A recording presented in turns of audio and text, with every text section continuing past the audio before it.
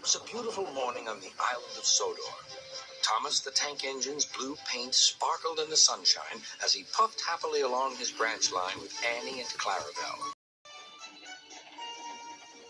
He was feeling very pleased with himself.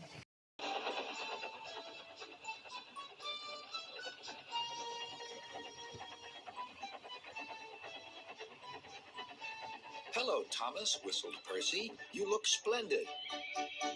"Yes, indeed," boasted Thomas. "Blue is the only proper color for an engine." "Oh, I don't know. I like my brown paint," said Toby. "I've always been green. I wouldn't want to be any other color either," added Percy. Well, anyway," huffed Thomas, "blue is the only color for a really useful engine. Everyone knows that."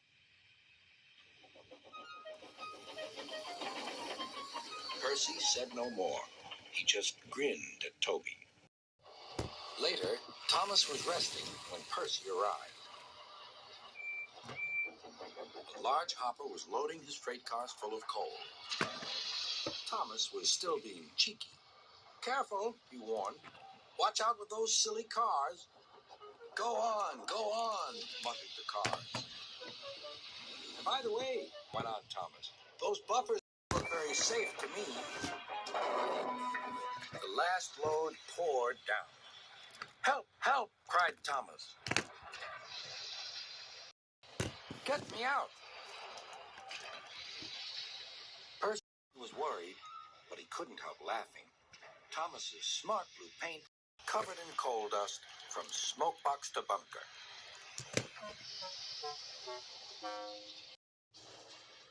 "Ha ha!" chuckled Percy. "You don't look really useful now, Thomas. You look really disgraceful." "I'm not disgraceful," choked Thomas. "You did that on purpose. Get me out."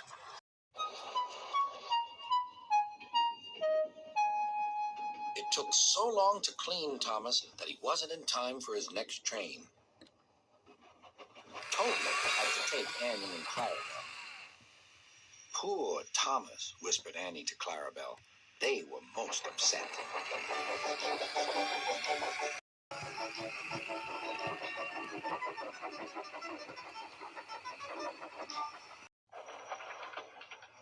Thomas was grumpy in the shed that night.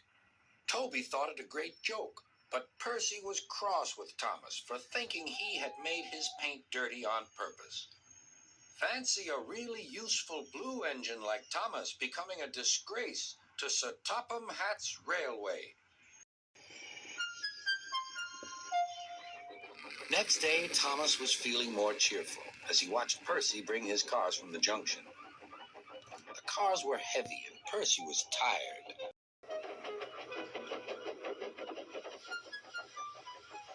"Have a drink," said his driver. "Then you'll feel better." The water column stood at the end of the siding with the unsafe buffers. Suddenly, Percy found that he couldn't stop. The buffers didn't stop him either. "Oh!" wailed Percy. "Help!" The buffers were broken, and Percy was wheel-deep in coal. It was time for Thomas to leave. He had seen everything.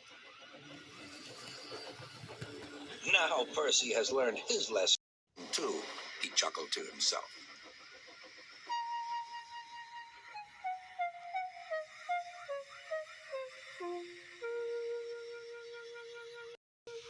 That night, the two engines made up their quarrel.